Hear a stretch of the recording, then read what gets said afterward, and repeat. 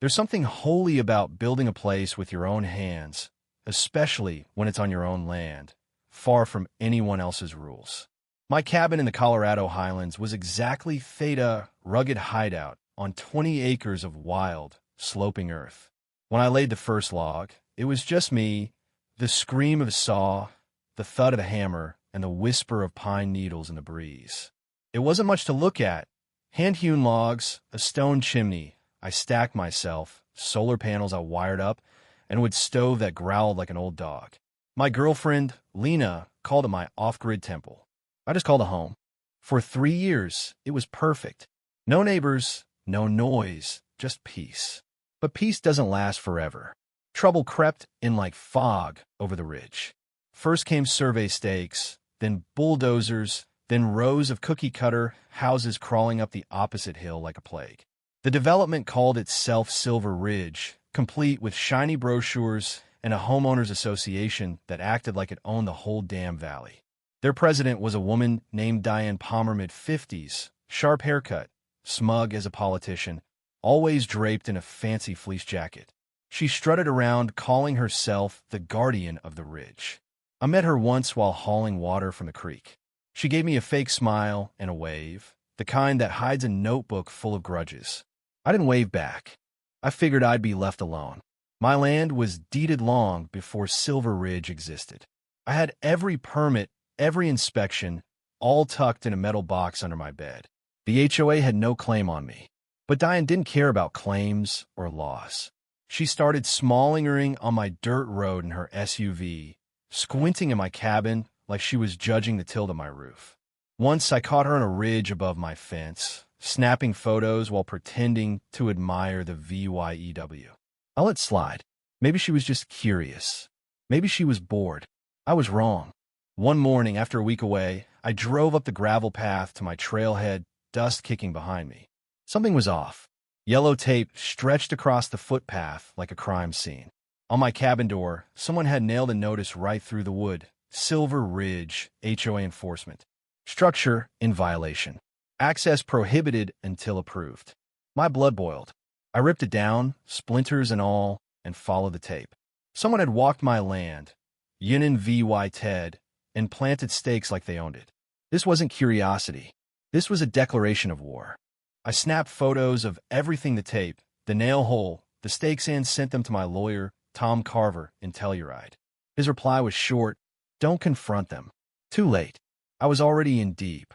The next morning, I woke to the quiet of the wilderness, made coffee on my stove, and stepped onto the porch to watch the sunrise. For a moment, I almost conned VY and said to myself it was a prank. Then I saw a white SUV with Silver Ridge's logo parked at my trailhead. I hiked down, boots crunching. There was Diane, arms crossed, flanked by 2 guys in neon vests. "Mr. Hayes," she said like we were buddies, "we need to talk about your non-compliant structure." "My structure?" I shot back, heat rising. "You mean the cabin I built before your HOA was even a rumor?" One of the guys stepped forward. "We're conducting a safety inspection. We need access." I laughed hard. "You're not setting foot on my land." Diane tilted her head, like I was a kid throwing a tantrum. "Our fire safety bylaws require all structures in our zone to be cleared for emergency access. Your trail crosses a shared easement." I stepped closer. "That's county land. My property starts uphill. You've got no jurisdiction." She shrugged, unfazed. "We're entering for inspection." When one of the guys moved, I blocked him. "Trespass," and I called the sheriff. Diane's smile didn't reach her eyes. They left, but one of the guys muttered, "Don't make this harder than it needs to be." I met Tom at a cafe in town, showed him the notice, and told him about the showdown. "It's a bluff," he said, sipping espresso. "Your deed predates their HOA. They're trying to bully you." He handed me a form to file with the sheriff, revoking access to anyone from Silver Ridge. That night, I set up trail cameras, one at the easement, one near the cabin wire to ping my phone. I swapped my old private trail sign for a new one. "Trespassers prosecuted. HOA has no authority."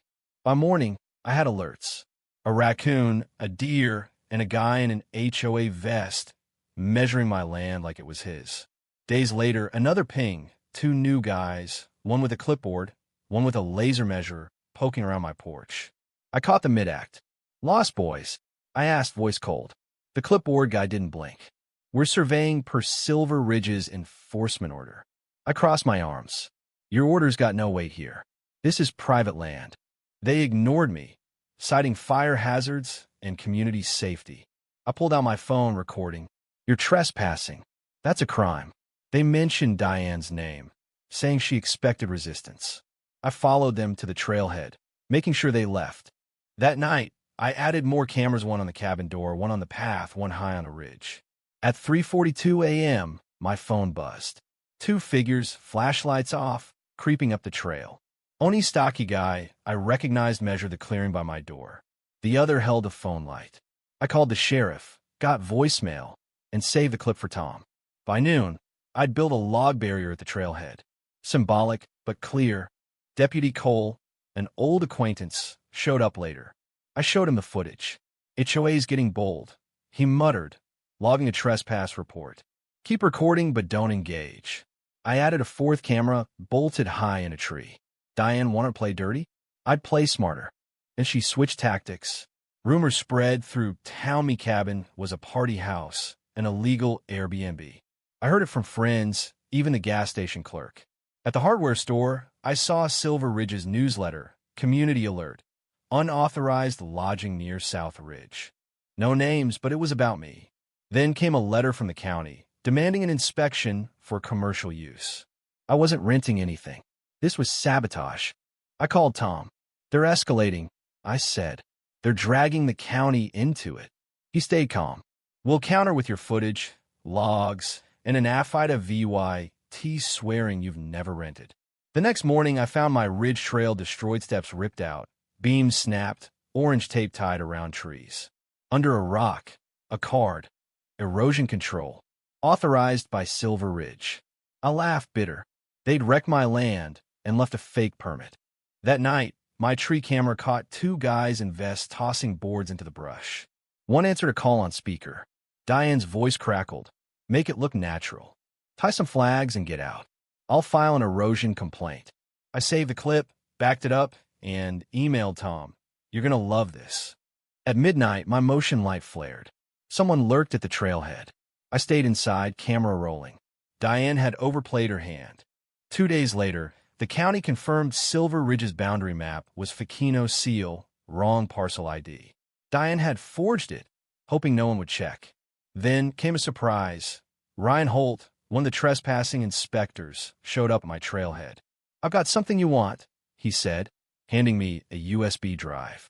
Diane had paid him cash to fake signs, plant markers, and wreck my trail, all off the books. Now, with my footage out, she was blaming him. The drive had it all.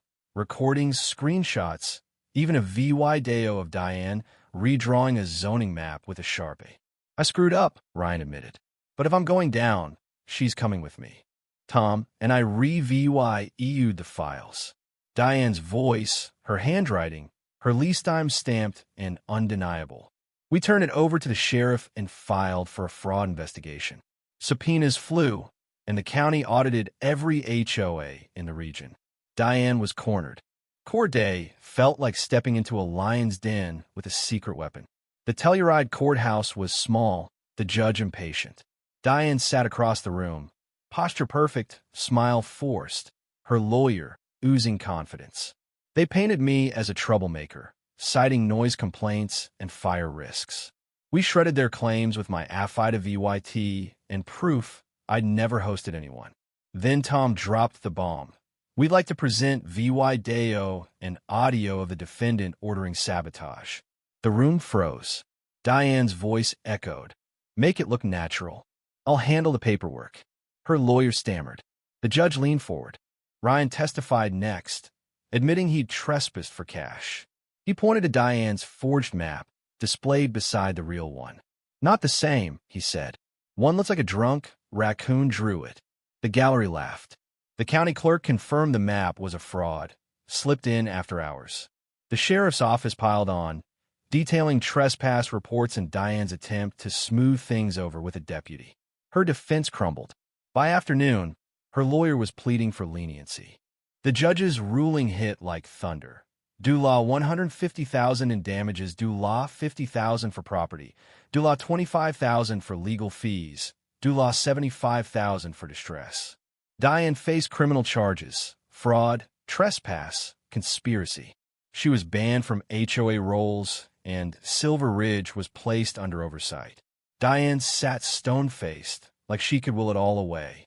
I walked out, reporters buzzing, but I kept MOVYing. Tom grinned. Told you we'd get her. Back home, I tore down a last scrap of HOA tape and burned it. I rebuilt the trail, stronger, and repainted my sign, private land. HOA, turn around and sue. The county issued a statement certifying my land's independence. I framed it above the fireplace. Lena came up with beer and groceries, hugged me, and whispered they picked the wrong guy. Diane's charges made local news: fraud, tampering, trespass. Silver Ridge imploded. 20 families tried to leave. 2 sued. I got a thank you note with a photo of Diane's old president's sign, snapped in half.